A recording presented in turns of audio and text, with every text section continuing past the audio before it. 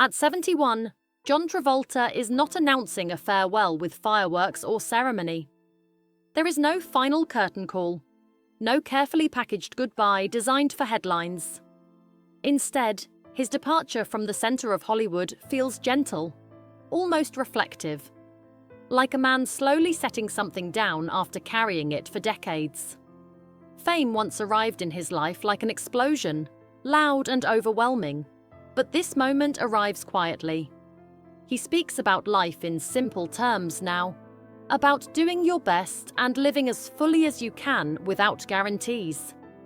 That tone says everything. Travolta has lived through cycles most actors never experience: meteoric rise, cultural dominance, public rejection, and unlikely rebirth. When someone who has survived that many reinventions begins closing chapters, it is never only about age. It is about weight. It is about everything he has endured, learned, and chosen to protect as the noise finally fades. Growing up where performance was a way of life. Before the dance floors, movie posters, and global fame, John Joseph Travolta was simply the youngest child in a crowded New Jersey household, trying to find his place. Born on February 18, 1954, in Englewood, New Jersey, he grew up as the sixth child in a working-class family where practicality and creativity coexisted.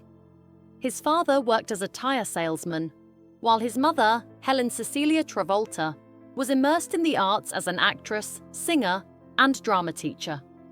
That distinction mattered. Performance was not distant or glamorous in their home. It was present, practical, and respected. Rehearsals happened in the living room. Dialogue and movement were familiar sounds. His mother didn't chase fame, but she valued discipline and craft, and she passed that respect on to her children. For John, performance was never an abstract dream. It was part of daily life, learned early and taken seriously. Finding confidence through movement and discipline. From a young age, Travolta gravitated toward movement as a form of expression. Dance became his language long before acting fully took hold. While other kids focused on sports or schoolyard games, he studied jazz, tap, and emerging styles that emphasized rhythm and control. Dance gave him something powerful, confidence rooted in discipline. He learned how posture could command attention, how stillness could be as expressive as motion, and how physical presence could speak louder than words. These lessons would later define his screen persona. School mattered less to him than training, not because he lacked direction, but because he already knew his. Encouraged by his family, he began performing in local theatre productions and commercials while still in his teens. By 16, he made the difficult decision to leave high school and pursue acting full-time. It wasn't recklessness. It was commitment shaped by preparation and belief in his own work ethic. New York City and the making of a professional New York in the early 1970s was not welcoming to young dreamers. It was competitive, demanding, and indifferent to ambition without substance. Travolta arrived understanding that reality. He immersed himself in auditions, acting classes, and dance training, treating the city like a classroom rather than a gamble. He worked in touring companies and off-Broadway productions, slowly building experience that reflected discipline rather than luck. One formative step was joining a touring production of the stage musical Grease. Long before Danny Zuko became iconic on film, Travolta was already living inside that world on stage, refining his timing, movement, and confidence. What separated him from many aspiring actors was preparation. He studied camera awareness, learned how to hold silence, and understood how movement translated emotionally. By the time television opportunities arrived, he wasn't raw or untested. He was ready, patient, and professional. Television fame and the risk of being defined. Travolta's breakthrough came in 1975 when he was cast as Vinnie Barbarino on the sitcom Welcome Back, Kotter. On paper, it was a modest role, but his presence transformed it. Vinnie felt real, not exaggerated. His accent, physicality, and humor seemed natural rather than performed. Audiences connected immediately, and Travolta quickly became the show's breakout star. Yet television fame carried risk. In the 1970s, actors were often boxed into their sitcom identities, with few successfully transitioning to film. Travolta understood this danger and worked quietly to avoid it. He continued training and auditioning for film roles that challenged his image. Directors noticed something television couldn't fully contain: his cinematic presence. He understood framing, filled space effortlessly, and projected authenticity without forcing it. Television made him familiar, but familiarity alone was not his goal. He was positioning himself for something larger: Saturday Night Fever and cultural explosion. In 1977, everything changed. Saturday Night Fever didn't just elevate Travolta's career, it reshaped popular culture. His portrayal of Tony Manero was layered and grounded, capturing ambition, frustration, and vulnerability beneath confidence. The performance was physical, emotional, and unpolished in ways that felt honest. Audiences didn't just watch him dance. They recognized something deeper. The film became a phenomenon. The soundtrack dominated charts, and disco culture surged into the mainstream. Travolta received an Academy Award nomination at just 24, a rare validation for someone who had recently been a sitcom regular.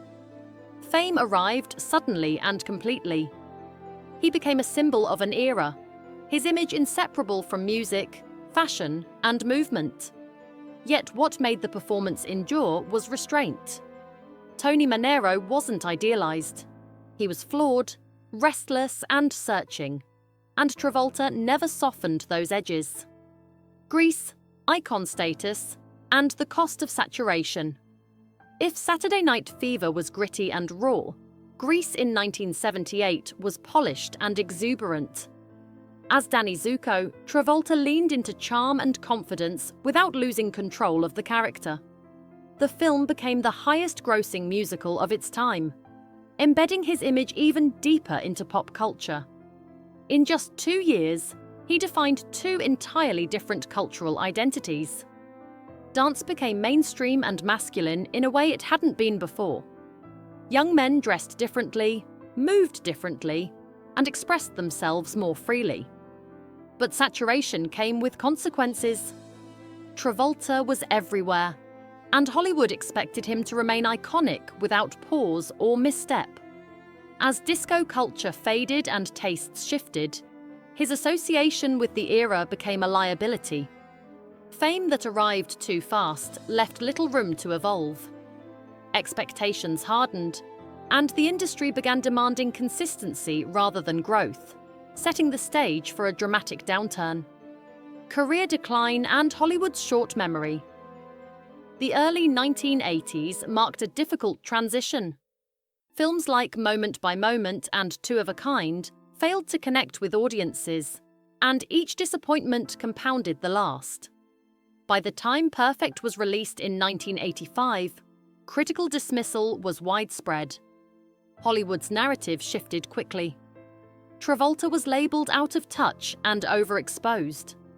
What made the fall especially harsh was its speed. Only years earlier, he had been among the most bankable stars in the world. Now studios hesitated. Offers diminished. The industry rarely waits for reinvention, and it showed little patience. Cultural expectations of masculinity shifted towards stoic action heroes, leaving little space for expressive performers like Travolta. Yet he didn't disappear. He continued working, taking smaller roles and waiting quietly. This period is often summarized as failure, but it was defined more by persistence than defeat, by endurance rather than surrender. Pulp Fiction, and The Most Unlikely Comeback. In the early 1990s, director Quentin Tarantino looked past reputation and saw potential. Casting Travolta as Vincent Vega in Pulp Fiction was considered risky, but Tarantino believed in presence over trends. When the film premiered in 1994, the impact was immediate. Travolta's performance was relaxed, unpredictable, and deeply human. Vincent Vega wasn't glamorous or heroic. He was flawed, sometimes foolish, and strangely endearing. Travolta embraced imperfection, shedding vanity and rediscovering freedom in performance. Critics and audiences responded enthusiastically, earning him another Academy Award nomination and restoring his relevance. Pulp Fiction didn't just revive his career, it reframed it. He was no longer defined by past eras. He was an actor capable of reinvention. Roles followed that showcased restraint, versatility, and maturity, proving that longevity in Hollywood was still possible on his own terms. Loss, legacy, and stepping away. Gently in later years, personal loss reshaped Travolta's priorities. The death of his son in 2009, followed by the loss of his wife Kelly Preston in 2020, altered his relationship with fame permanently. Acting became secondary to fatherhood, healing, and emotional stability. His career slowed not through announcement, but through intention. Fewer films, limited press, and no pursuit of cultural dominance marked this final chapter. He did not turn grief into spectacle or demand attention. Instead, he allowed his legacy to stand quietly. Travolta's story is rare in Hollywood. Meteoric fame, public rejection, improbable resurrection, and deep personal loss navigated without bitterness or spectacle. As he steps back, what remains is not a farewell, but a life fully lived, leaving behind work that speaks for itself without needing constant reinforcement.